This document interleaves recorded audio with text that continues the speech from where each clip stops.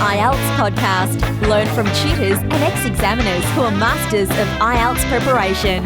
Your host, Ben Worthington.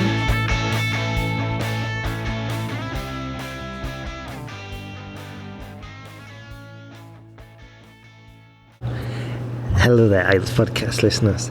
This episode is all about IELTS writing consistency. And basically, consistency is a very useful element that you should be aware of when you're writing, especially if you're going for anything above band 7. And consistency is obviously going to help you with your coherence score. So this podcast is all about consistency. We're going to look at about 4 or 5 different variations. I'd recommend you grab a pen and write down the examples I give you, and then try playing with the examples, bend it, put some new vocabulary in there, maybe a different structure but use the same principles, and this will help you absorb the material, help you learn the material and use the material as well. And like I said before, this is for the upper echelons of the IELTS band grading structure. It's for the more intermediate students. However, even if you're writing at a band 5 or a band 6, it's still worth paying attention to, because it's not the most difficult thing to introduce, but it's one of those things that you'll never realize you're doing unless you're aware of it. So that's why it's kind of tricky. Now, let's have a look at the first example of consistency. What I want to talk about here is verb tenses and mood.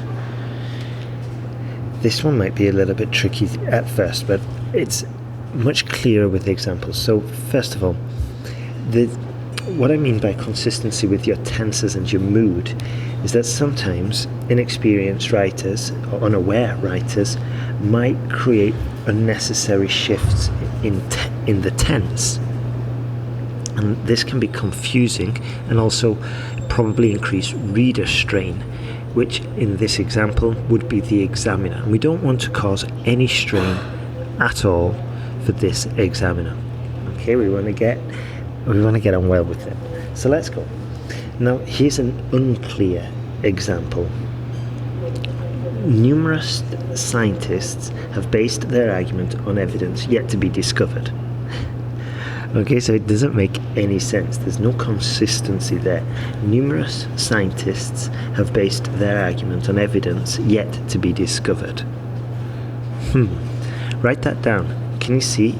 It's inconsistent. It creates a strain, it's a problem there.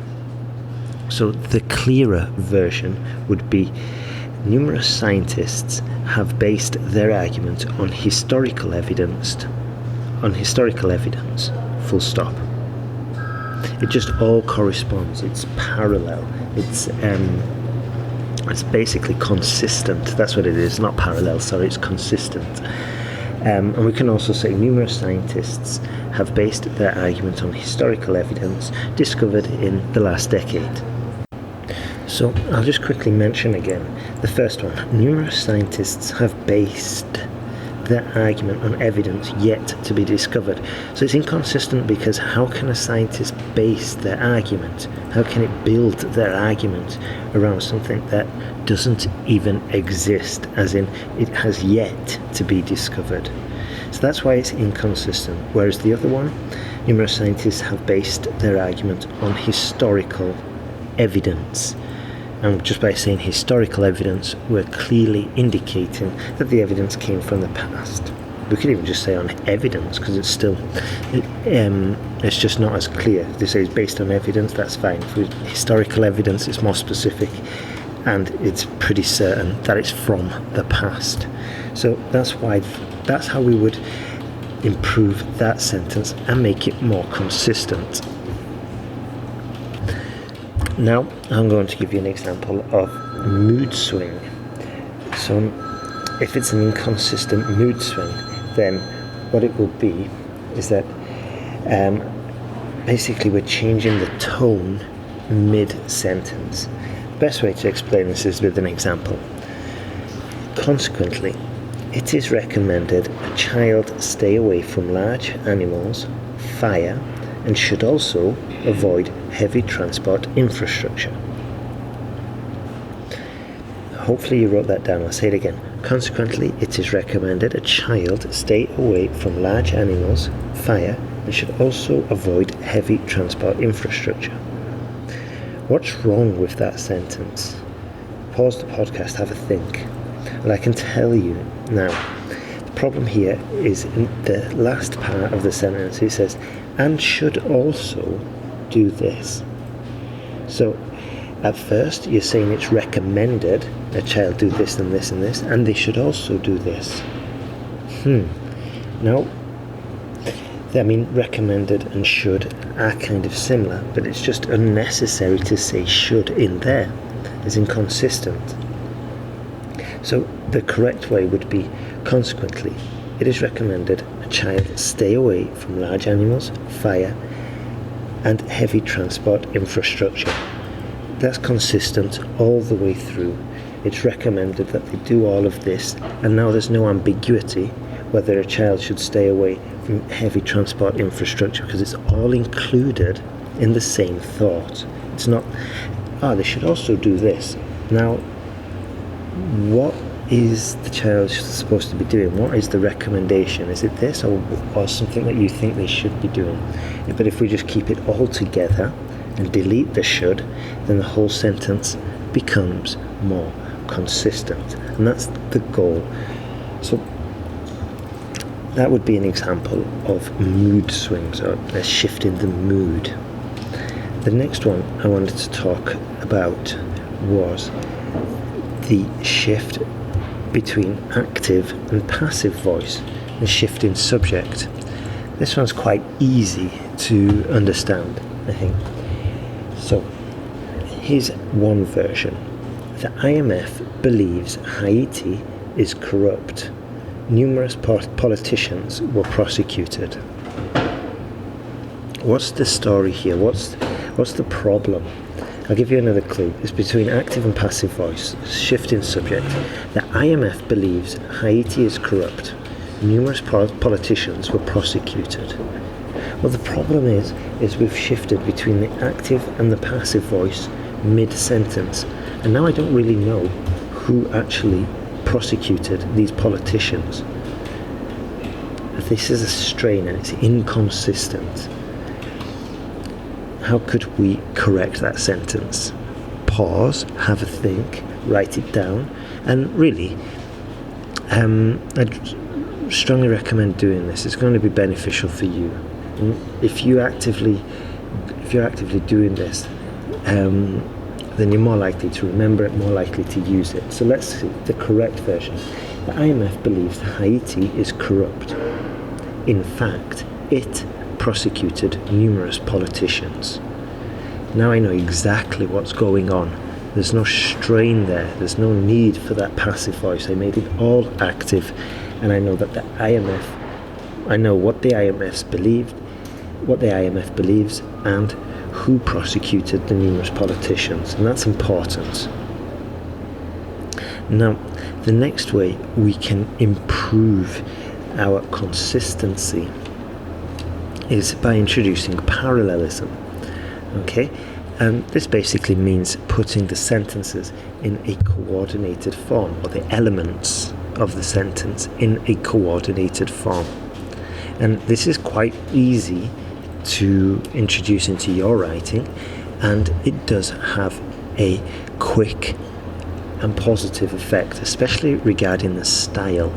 And style is important for academic writing. The reason, and this is exactly the reason why I put this chapter, there's a whole chapter about this in the sentence guide, sentenceguide.com, because it's a fast way to improve your writing, and it makes it sound much, much more readable and enjoyable. This is exactly what we want for the IELTS. Alright, so let's go. Parallelism. Here's the first version. You can tell me if it's right or wrong. The chart shows production increasing rapidly in 1991, but falling in 1992. That's grammatically fine, by the way. But if we wanted to introduce parallelism, how could we do it for this sentence? Well, we would introduce a adverb. Okay? So here's the incorrect version. Grammatically correct, but inconsistent would be a more accurate way. The chart shows production increasing rapidly in 1991 but falling in 1992. Okay, but unparalleled, inconsistent. Here's the correct one. The chart shows production increasing rapidly in 1991 but falling steadily in 1992. So because we've used an adverb in the first clause, let's use an adverb in the second clause. Okay? And this just makes it flow a lot easier. It makes it easier to read, not slightly easier to read, but it's just got a better style. It's equally balanced now. So, and that's such a simple concept to introduce into your writing, and there's no reason why you can't introduce it. Now then, here's the next example of consistency, or how to introduce more consistency into your writing. And this is similar to the one we were talking about before. And this is with the shift in the subject. We must make sure that the subject is consistent throughout the sentence, or at least it should be clearly indicated who is doing what to whom, and if the subject changes, then it should be crystal clear. Now, let's have a look at the next sentence. Politicians must not think the electorate share the same religion. Is that good or bad? Once again, politicians must not think the electorate share the same religion. Good or bad? Well, it's bad because we don't know who should share the same religion with who. Yeah? Politicians must not think the electorate share the same religion as themselves, as the politicians, or politicians must not think the electorate share the same religion as each other, as in the electorate sharing the same religion, as in all the electorate, that's basically the citizens who vote, all the citizens being Christian, all the citizens being Muslim, all of them having the same religion as each other. So in the first one, it's just not clear who we are referring to as having the same religion. The same religion as the politician, the same religion as each other, all the citizens being Christian, all the citizens being Buddhist, whatever. So, yeah, when you finish your essay, the best way to actually get to grips with consistency is just look for some of those mistakes. Look for them and try identify and try correct them as well. Get some feedback from your friends, get some feedback from the essay correction sites, and yeah, this is just one small element that's going to push your writing and help you improve not considerably, but it will make the examiner's job easier. And this goes back, not back because I haven't done it yet, but I'll be doing a podcast soon about identifiers, and these are small clues that the examiner gets as to how they will determine the writing, how they will determine your score. I'm not going to go into it in more detail now. And by the way, for those who, the sharper ones are the ones really, really paying attention, you may have guessed that in spoken English there is inconsistency, as in, I just said it actually, and it's okay in spoken English, but I said the examiner needs to know what's going on in your essay because they are the ones correcting it. Okay, it's just a random example. But here I started off with the examiner, singular, and because English doesn't have a single pronoun which doesn't designate the gender, as in it always has to be he or she in the singular, then I have to use the plural, which is neutral. And that's okay for spoken English, but for written English it's not. So what we would do is say what the examiners have to do, and then just change it to the plural and keep using they. Okay? Right. Finished. All done. I hope you enjoyed the podcast. If you did, please leave me a review. I'd love that. That'd be fantastic. If you want some guidance, and if you want to test your essay for consistency, and you want to get some feedback, and you're determined to improve your writing, then check out IELTSWritingTask.net, IELTSWritingTask.net, or you can go to sentenceguide.com, or you can go to IELTSPodcast.com and send me an email. Okay? So have a fantastic day. Keep studying. Good luck in your exam.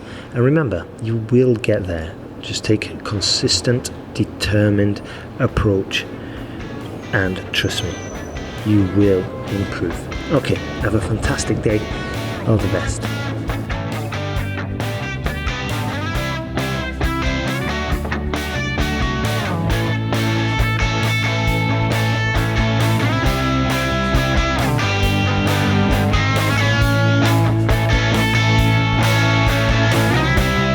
Thanks for listening to IELTSPodcast.com.